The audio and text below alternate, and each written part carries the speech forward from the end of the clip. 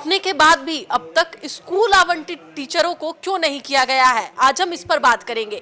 और इस पर बात करने के लिए हमारे साथ हमारे सहयोगी प्रीतम जुड़े हुए हैं, उनसे बात करेंगे। प्रीतम जी, जिस तरीके से देखा गया कि मार्च महीने में नियुक्ति पत्र सौंप दिया गया, यही सरकार थी जिसने नियुक्ति पत्र भी सौंपा, स्कूल भी आवंटित किए, लेकिन अभी भी 2 महीने अब बीत चुके हैं, अब तक टीआरई 3 के लिए अब तक स्कूल आवंटित नहीं हुए हैं। आखिर क्यों? देखिए, सरकार ये नहीं थी। सरकार के अगुवा नीतीश कुमार थे। सरकार में आरजेडी शामिल थी। दरअसल टीआरई 3 यानी जिसे हम लोग कहते हैं टीचर रिक्रूटमेंट एग्जामिनेशन, शिक्षक भर्ती परीक्षा, इसके लिए पिछले साल यानी जनवरी 2024 में इसका नोटिफिकेशन आया था और परीक्षा हुई थी पहली बार इसकी मार्च 2024 में, लेकिन परीक्षा का पेपर कहीं से लीक हो गया। ठीक है, उसके बाद दोबारा इस परीक्षा का आयोजन हुआ जुलाई 2024 में।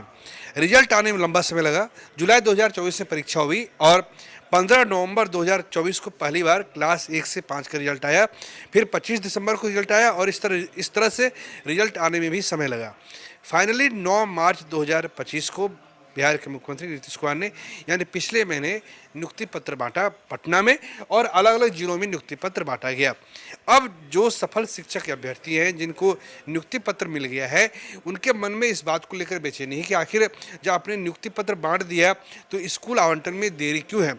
स्कूल आवंटन का सीधा सा मतलब ये है कि आखिर उन्हें कब ये बताया जाएगा कि आपका ये स्कूल है, अब आप इस स्कूल में जाके ज्वाइन कीजिए। कल भी काफ़ी संख्या में, लगभग तकरीबन 100 की संख्या में शिक्षक अभ्यर्थी शिक्षा विभाग आए थे, सचिवालय आए थे, लेकिन उनकी किसी से मुलाकात नहीं हो पाई। ना शिक्षा मंत्री से मुलाकात हो पाई, ना शिक्षा विभाग के प्रमुख सचिव से बात हो पाई। हालांकि शिक्षा विभाग के प्रमुख सचिव काफ़ी वोकल है, छात्रों के मसलों को काफ़ी गंभीरता से लेते हैं, लेकिन ये एक सबसे बड़ा सवाल है कि 60,000 से ज़्यादा लोग बहाल हुए हैं, आप उन्हें नियुक्ति पत्र क्यों नहीं दे रहे हैं। माफ़ कीजिएगा, आपने उन्हें नियुक्ति पत्र दे दिया है, लेटर दे दिया है, तो आप उन्हें स्कूल क्यों नहीं बता रहे हैं, क्योंकि जब तक वो स्कूल नहीं जाएंगे तो तब तक उन्हें वेतन नहीं मिलेगा। ये बड़ा सवाल है, क्योंकि इतना लंबा प्रोसेस है तान्या की। इस प्रोसेस को अब इस पहली को पटाक्षेप करने का समय आ गया है। हमें याद है, आपको भी शायद डेटा आंकड़ा पता होगा कि जब बिहार में महागठबंधन की सरकार थी और जब तेजस्वी यादव नीतीश कुमार के साथ मिलकर सरकार चला रहे थे, तो हमें याद है कि अक्टूबर में परीक्षा ली गई थी, मतलब कि अक्टूबर में रिजल्ट आ गया था और दिसंबर में अक्टूबर 2023 में रिजल्ट आ गया था। दिसंबर में उनको ज्वाइनिंग करा दी गई टीआरई 1 वालों को, और उसके बाद तुरंत मुझे याद है कि गांधी मैदान में जो नियुक्ति पत्र बांटा जा रहा था, तब नीतीश कुमार ने के पाठक से कहा था, जो उस वक्त शिक्षा विभाग के अपर मुख्य सचिव थे, उनसे कहा था कि आपने टीआरई 1 का नियुक्ति पत्र बांट दिया, आपने स्कूल आवंटित कर दिया, अब 2 दिन के अंदर 3 दिन के अंदर दूसरे फेज की घोषणा कीजिए, यानी शिक्षक भर्ती परीक्षा दूसरे फेज की घोषणा कीजिए। ताबड़तोड़ में बीपीएससी ने फिर शिक्षक भर्ती परीक्षा सेकंड का आयोजन किया, उसका भी रिजल्ट आया, उसके भी शिक्षक ज्वाइन करा लिए गए, यानी 4 महीने के अंदर में नौकरियों की शिक्षा विभाग में बाढ़ सी आ गई।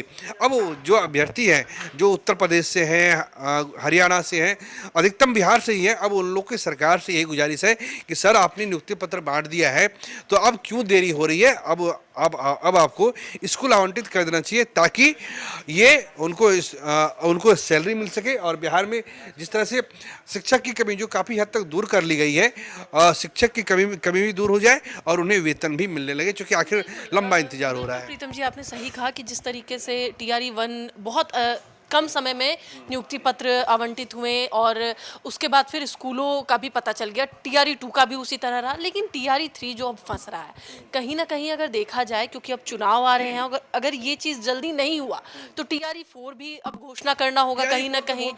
बिल्कुल, क्योंकि पहले 3rd वाले का आवंटित जब तक ना हो तब तक टीआरई 4 के बारे में लोग सोच भी नहीं सकते।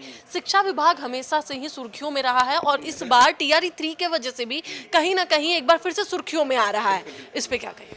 देखिए, क्या है ना कि सरकार की प्रायोरिटी क्या होती है, जो लोग सरकार में शामिल हैं उसकी प्रायोरिटी में रोजगार, नौकरी, ये सब उनकी प्रायोरिटी है नहीं, ये डिपेंड करता है। दरअसल देखिए क्या है, बिहार सरकार की अपनी लिमिटेड आय है। बिहार का बजट कितना है अभी? 3,17,000 करोड़ ठीक है।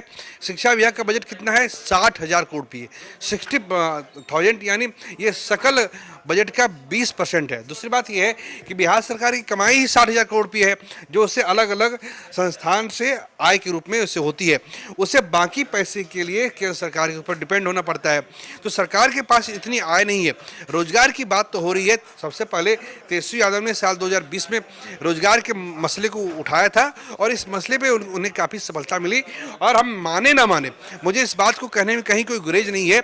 इस बात को कोई बुरे अर्थों में ले, भले अर्थों में ले, अगर बिहार में रोजगार मिला है, एक बार फिर से हम दर्शकों को बताएंगे, अगर बिहार में नियुक्ति हुई है तो उस नियुक्ति के पीछे तेजस्वी यादव का एक बहुत बड़ा योगदान है। अगर उन्होंने जो रोजगार के मसले को और सरकारी नौकरी के मसले को गंभीरता से नहीं उठाया होता तो बिहार में इतने बड़े स्तर पर नौकरी संभव नहीं थी। तेजस्वी यादव को इसका श्रेय दिया जाना चाहिए।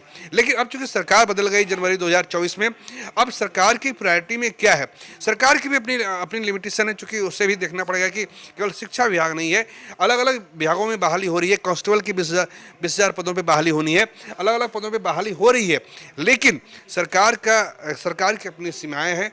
हम यही गुजारिश करेंगे, चूंकि लगातार जो सफल शिक्षक हैं, अब उनकी मांग है कि उन्हें नियुक्ति पत्र मिल गया है तो उन्हें स्कूल आवंटित कर दिया जाए।